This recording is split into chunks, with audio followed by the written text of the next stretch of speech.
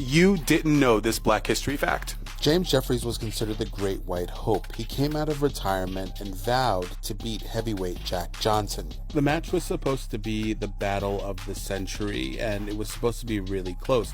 But Jack Johnson, after 15 rounds, knocked James Jeffries out. And this embarrassed a lot of white people. Matches at the time were highly racialized, and if a white person won, it was said to have reinforced stereotypes that black people were inferior. But when black people won, that often led to rampant racial violence throughout the United States. And this is what happened when Jack Johnson won. Shop owners refused to show the match.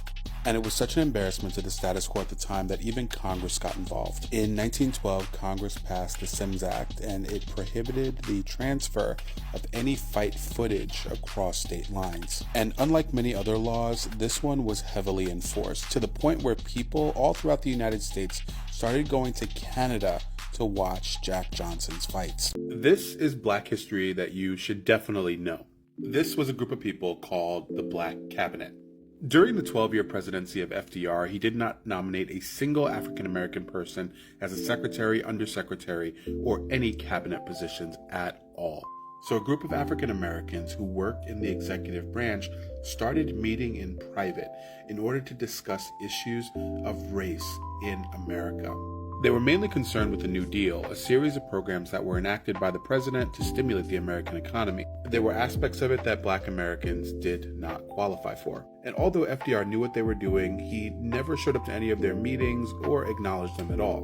But his wife did, and she even encouraged them to do it. It's believed that because of her encouragement and overall support, they were even able to do this at all and keep doing it. And they were also able to get things done. They set up organizations that attempted to get 10% of all New Deal funds allocated to African Americans. And because of segregation, they were able to get all Black New Deal organizations with the same pay structure as their white counterparts. One side note, in the middle of this image is a picture of a woman. This is Mary McLeod Bethune. She was an advisor for FDR, but most importantly, she was an educator, a philanthropist, and a civil rights activist. And she even founded a school that's still around today. It's called Bethune-Cookman University in Florida. You've probably seen this article floating around that calls the fade the Travis Kelce haircut. It's not. The fade has been a staple in African American and Black diaspora communities for at least 80 years now.